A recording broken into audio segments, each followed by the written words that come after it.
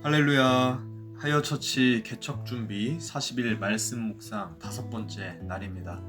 오늘도 말씀을 통한 깨달음과 감동이 우리의 마음과 믿음과 생각을 새롭게 하는 은혜가 있기를 축복합니다. 오늘의 말씀 출애굽기 5장 같이 한번 읽도록 하겠습니다. 그 후에 모세와 아론이 바로에게 가서 이르되 이스라엘의 하나님 여호와께서 이렇게 말씀하시기를 내 백성을 보내라. 그러면 그들이 광야에서 내 앞에 절기를 지킬 것이니라 하셨나이다. 바로가 이르되 여호와가 누구이기에 내가 그의 목소리를 듣고 이스라엘을 보내겠느냐. 나는 여호와를 알지 못하니 이스라엘을 보내지 아니하리라. 그들이 이르되 히브리인의 하나님이 우리에게 나타나셨은즉 우리가 광야로 사흘 길쯤 가서 우리 하나님 여호와께 제사를 드리려 하오니 가도록 허락하소서. 여호와께서 전염병이나 칼로 우리를 치실까 두려워하나이다. 애굽 왕이 그들에게 이르되 모세와 아로나 너희가 어찌하여 백성의 노역을 쉬게 하려느냐. 가서 너희의 노역이나 하라. 바로가 또 이르되 이제 이 땅에 백성이 많아졌거늘 너희가 그들로 노역을 쉬게 하는도다 하고 바로가 그날에 백성의 감독들과 기록원들에게 명령하여 이르되 너희는 백성에게 다시는 벽돌에 쓸 짚을 전과 같이 주지 말고 그들이 가서 스스로 짚을 줍게 하라. 또 그들이 전에 만든 벽돌 수요대로 그들에게 만들게 하고 감하지 말라.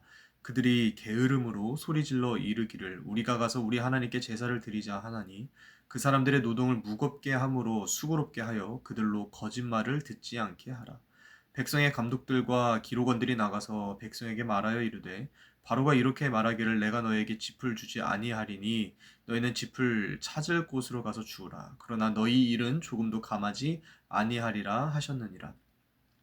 백성이 애굽 온 땅에 흩어져 곡초 그루터기를 거두어다가 짚을 대신하니 감독들이 그들을 독촉하여 이르되 너희는 짚이 있을 때와 같이 그날의 일을 그날에 마치라 하며 바로의 감독들이 자기들이 세운 바 이스라엘 자손의 기록원들을 때리며 이르되 너희가 어찌하여 어제와 오늘에 만드는 벽돌의 수요를 전과 같이 채우지 아니하였느냐 하니라. 이스라엘의 자손의 기록원들이 가서 바로에게 호소하여 이르되 왕은 어찌하여 당신의 종들에게 이같이 하시나이까. 당신의 종들에게 짚을 주지 아니하고 그들이 우리에게 벽돌을 만들라 하나이다. 당신의 종들이 매를 맞사오니 이는 당신의 백성의 죄니이다. 바로가 이르되 너희가 게으르다 게으르다. 그러므로 너희가 이르기를 우리가 가서 여호와께 제사를 드리자 하는도다. 이제 가서 일하라. 짚은 너에게 주지 않을지라도 벽돌은 너희가 수량대로 바칠지니라. 기록하는 일을 맡은 이스라엘 자손들이 너희가 매일 만드는 벽돌을 조금도 감하지 못하리라 함을 듣고 화가 몸에 미친 줄 알고 그들이 바로를 떠나 나올 때 모세와 아론이 길에 서 있는 것을 보고 그들에게 이르되 너희가 우리를 바로의 눈과 그의 신하의 눈에 미운 것이 되게 하고 그들의 손에 칼을 주어 우리를 죽이게 하는도다. 여호와는 너희를 살피시고 판단하시기를 원하노라. 모세가 여호와께 돌아와서 아뢰되 주여 어찌하여 이 백성이 학대를 당하게 하셨나이까. 어찌하여 나를 보내셨나이까. 내가 바로에게 들어가서 주의 이름으로 말한 후로부터 그가 이 백성을 더 학대하며 주께서도 주의 백성을 구원하지 아니하시나이다. 아멘.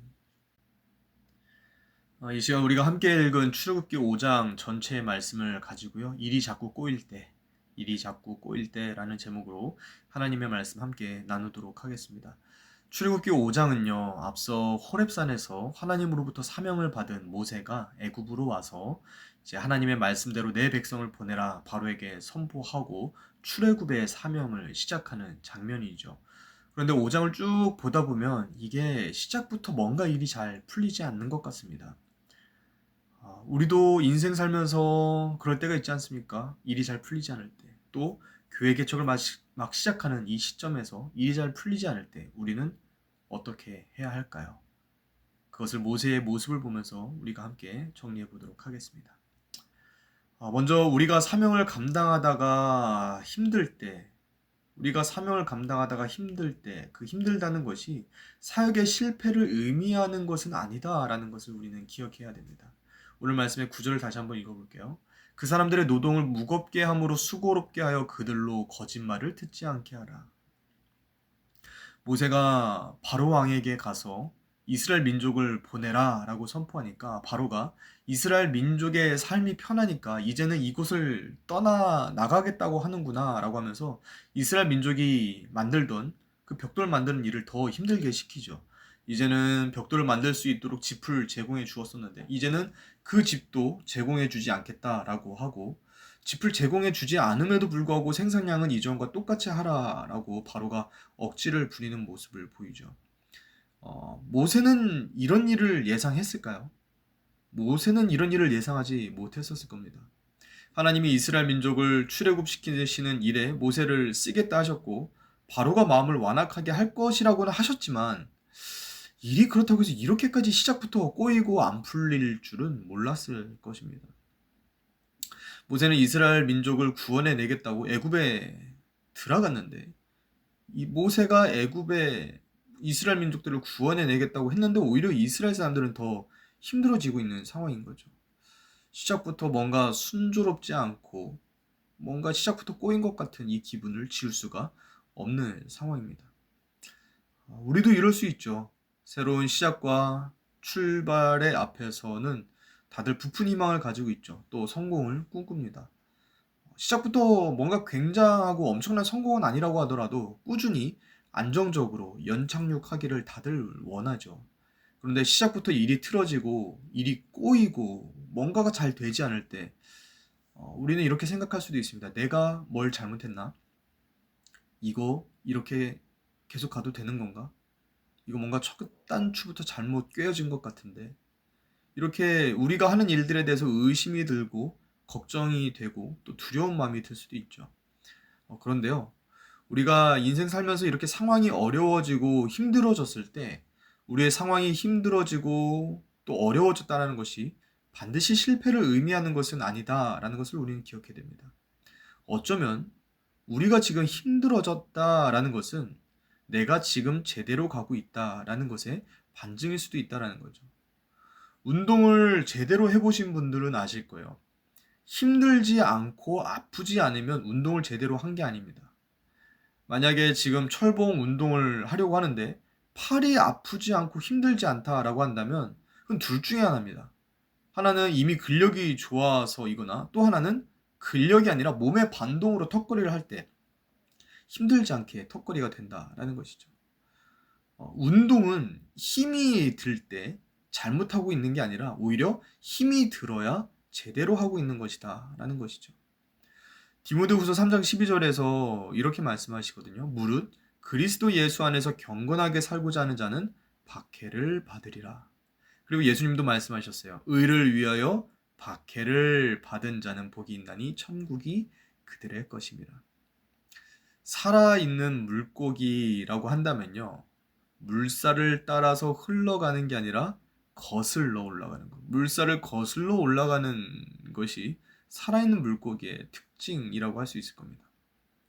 우리가 믿음으로 살고 믿음으로 도전하고 믿음으로 순종하는 데 있어서 어려움이 있고 무언가 힘들다라고 하는 것은 어쩌면 우리의 믿음이 살아있다라는 증거이고 또 지금 우리가 말씀대로 세상을 거슬러서 제대로 가고 있다라는 증거가 될 수 있다라는 거죠.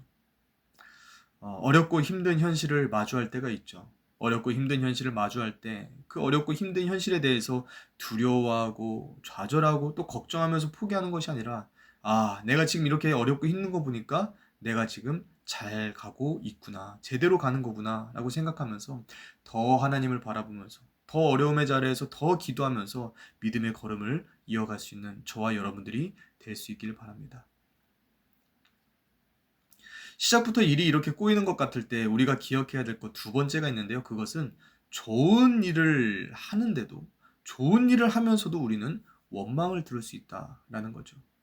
오늘 말씀의 21절을 한번 읽어보도록 할게요. 그들에게 이르되 너희가 우리를 바로의 눈과 그의 신하의 눈에 미운 것이 되게 하고 그들의 손에 칼을 주어 우리를 죽이게 하는도다. 여호와는 너희를 살피시고 판단하시기를 원하노라. 이스라엘 사람들은 자신들을 구해내려고 온 모세와 아론에게 우리가 너희 때문에 더 힘들게 됐다. 너희들이 없을 때는 우리 잘 먹고 잘 살았는데 왜 괜히 벌집을 쑤셔놔서 우리를 이렇게 힘들게 하냐라고 하면서 모세와 아론을 지금 원망하고 있는 거죠. 우리도 하나님의 명령에 순종해서 교회와 이웃 또 세상에 선한 일을 하고자 하는데 때로는 오히려 반대로 그들로부터 원망과 비난을 당하게 될 수도 있죠. 그런 때 우리는 어떻습니까? 우리의 순종과 사역에 대해서 회의감을 느낄 수도 있죠. 또 이걸 계속하는 게 맞나? 라는 생각이 들고 사역과 순종을 내려놓고 포기하고 싶은 마음이 들 수도 있죠. 하나님의 말씀에 순종함으로써 선한 일을 하려고 했는데 또 선한 일을 하고 있는데 우리가 원망을 듣고 있다라고 한다면 우리는 어떻게 해야 될까요? 우리가 선한 일을 하는데 원망을 듣게 될 때 그때 우리가 먼저 해야 될 것은 일단 우리에게 들려오는 우리에게 들려오는 채널의 주파수를 바꿔야 되는 거예요. 지금 사람의 원망과 불평이라는 소리의 주파수가 맞춰서 들려오고 있다라고 한다면 이제는 우리가 하나님의 평가라는 주파수에 하나님의 평가라는 채널에 우리의 마음을 맞춰야 한다라는 거예요. 하나님의 평가는 무엇일까요? 하나님의 평가. 우리가 하나님의 말씀에 순종함으로써 선한 일을 하는 데 있어서 하나님의 평가. 그것은 동기와 중심이에요. 우리의 마음의 동기와 중심. 내가 지금 하는 이 일이 누구를 기쁘게 하고 누구의 영광을 구하는 것인가. 그리고 하나님의 평가는 일의 성과가 아니라 과정의 충성됨이에요.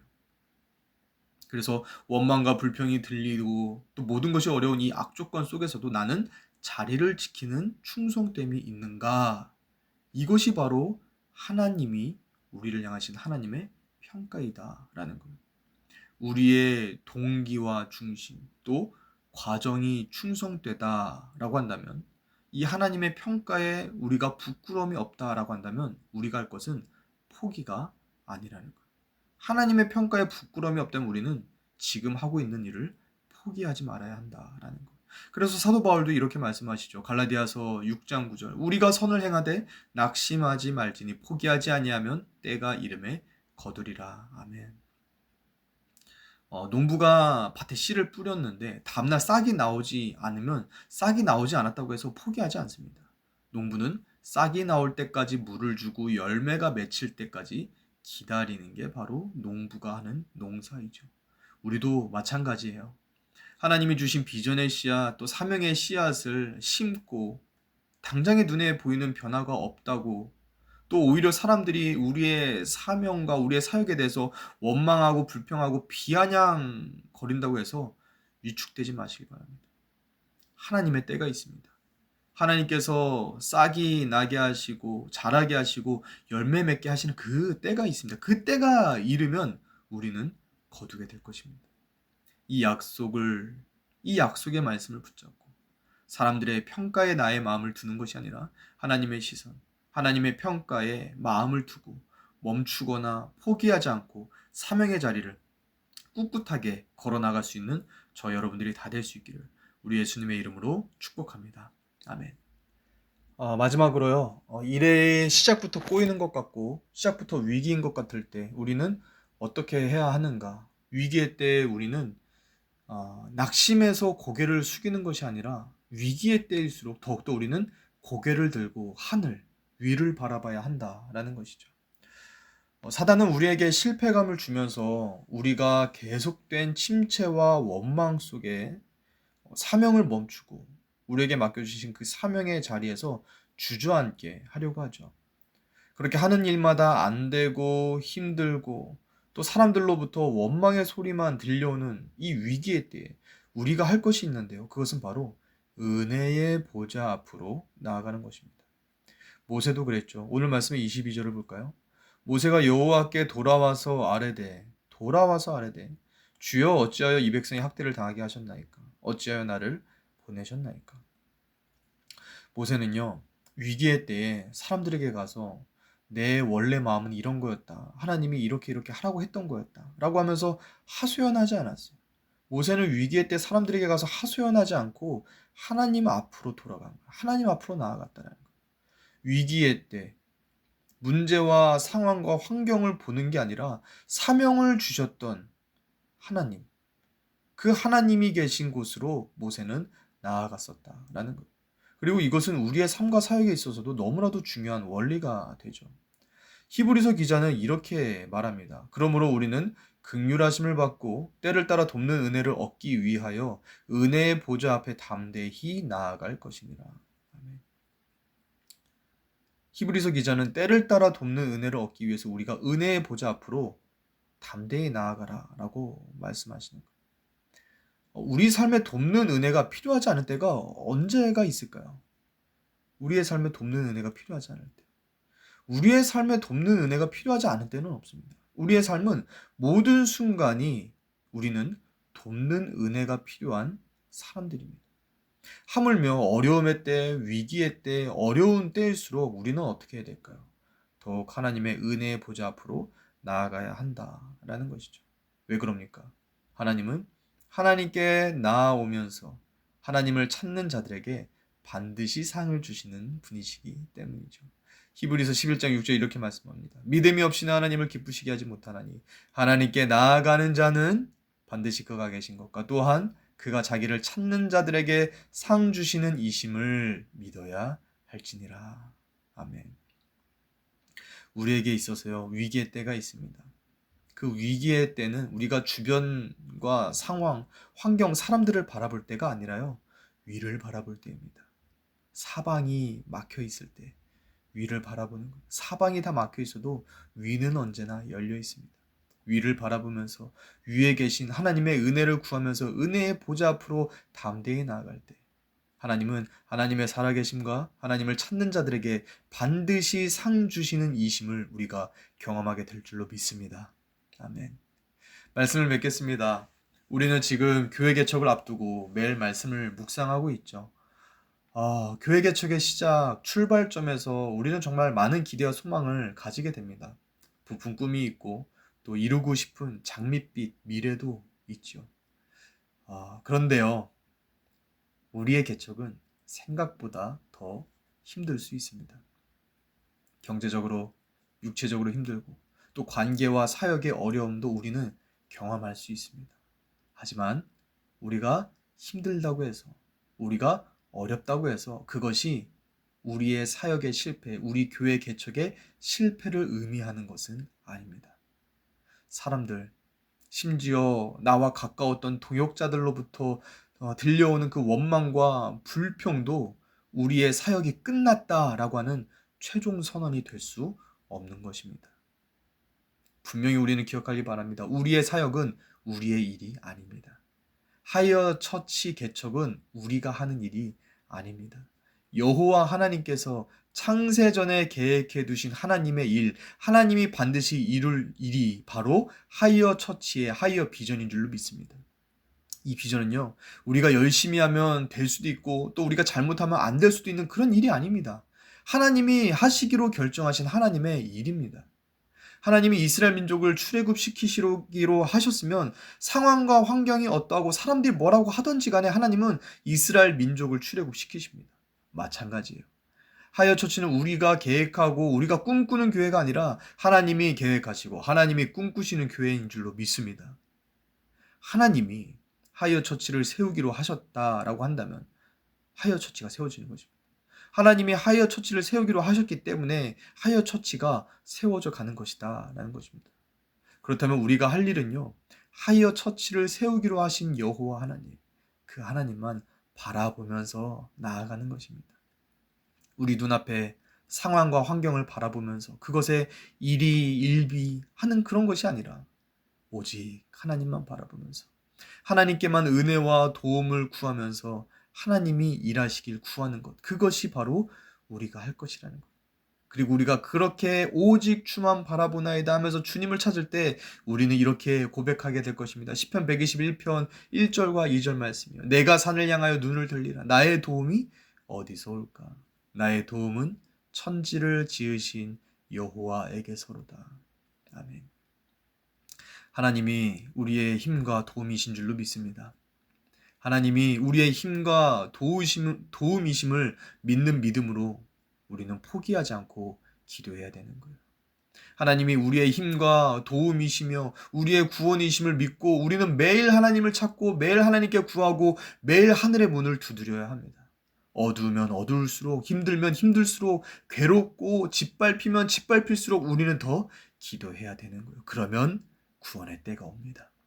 어두운 밤 지나고 동트입니다. 하나님의 구원의 때를 우리가 보게 될 것입니다.